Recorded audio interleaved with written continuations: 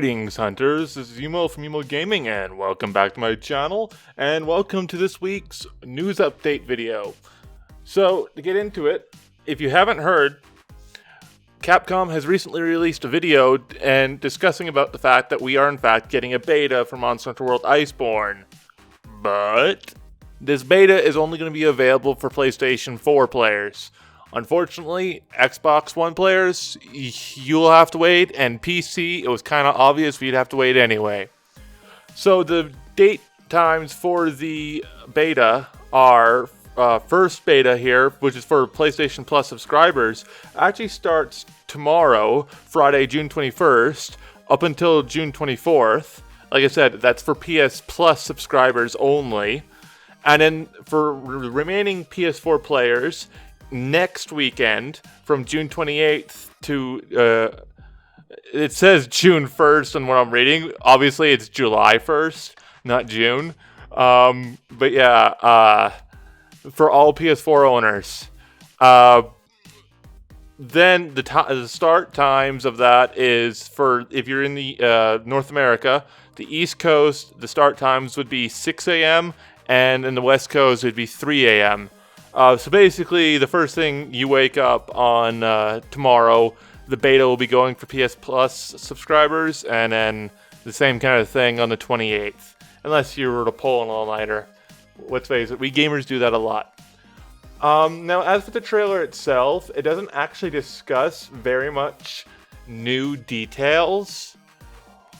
It's basically just been going over all the basics of Monster Hunter World and Monster Hunter World Iceborne that we already knew. The only thing I want to point out is that at this screenshot here, they actually showed at a certain point of the trailer the world map. So it shows us where Iceborne is. And I'd just like to point out that my first ever Iceborne video on this channel was a speculation video on where the Iceborne island was located. And I said it was to the west of what we've explored already. And that I said at one point of the video that it could be possible that it was the islands that they've kind of fully detailed here. But I actually said that from where Rathalos could have been, it might have been farther west. So I'm going to say that I was right in the general premise, but I was leaning more towards that they were going to expand the map farther west, because that just didn't look right. Now, that's all for the real news for this week, so let's get into the event quests. For the console event quests, the PlayStation 4 and Xbox Ones, starting this week, we'll be having 2 weeks of the Fury of El Dorado, so go hunt yourself Kulve Taroth, get your Kulve weapons and your Kiar weapons that you still haven't got. You also got Chew the Fat, which is obviously the quest you go and you hunt some Great Jagras, just 2-star quest and all that. Really good for early on. You got the Coral Waltz, which is just you hunt all the monsters that are in the Coral Highlands. The Throne Taker, which is when you fight the Tempered Trio of Nergigante, Teostra, and Lunastra. So, yeah, it drops a good chance of Solid and Shining Streamstones. And then also, console players, you are getting yourself Arch-Tempered Valhazak with the Deathly Quiet Curtain. So if you haven't got his armor or layered armor yet, well, you get a chance to go for it. Now, for the challenge quests, it's just the same as this week. The challenge quest 2 intermediate, it's just carrying over into the next week. Now, for the PC side of things, we are also getting the Fury of El Dorado, but we are only getting it for a single week. So, once again, if you want yourself your weapons and all that, Kulve weapons, good chance to grind it. Like I said, only a single week. Now, we are also getting the Poison Posse, which is you hunt down, I believe it's a Pookie and a Rathian. I'm not,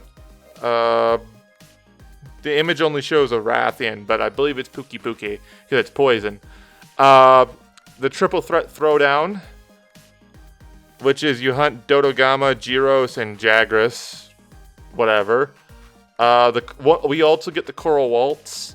Once again, that's just a marathon of fighting all the monsters in the Coral Highlands. We got ourselves Rolling with the Uragon quest, which has a good chance of dropping Armor Sphere Plus and Advanced Armor Spheres to help upgrade your armor. And then we also get a simple task, which is just really good for those tempered monster tracks and investigations. Good way to farm them. Also really good for getting research points. And then we're getting ourselves for challenge quests, Challenge Quest 2 Expert. But yeah, that's pretty much all that I have to say about this week. Like I said, it's kind of been a slow week. We're coming off the back of E3. The beta was a surprise.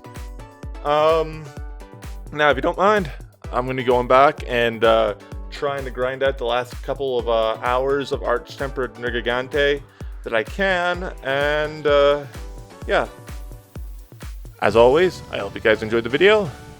Leave a like if you did. Comment down below. We can have a discussion. And as always, let the Sapphire Star light your way. Later, hunters.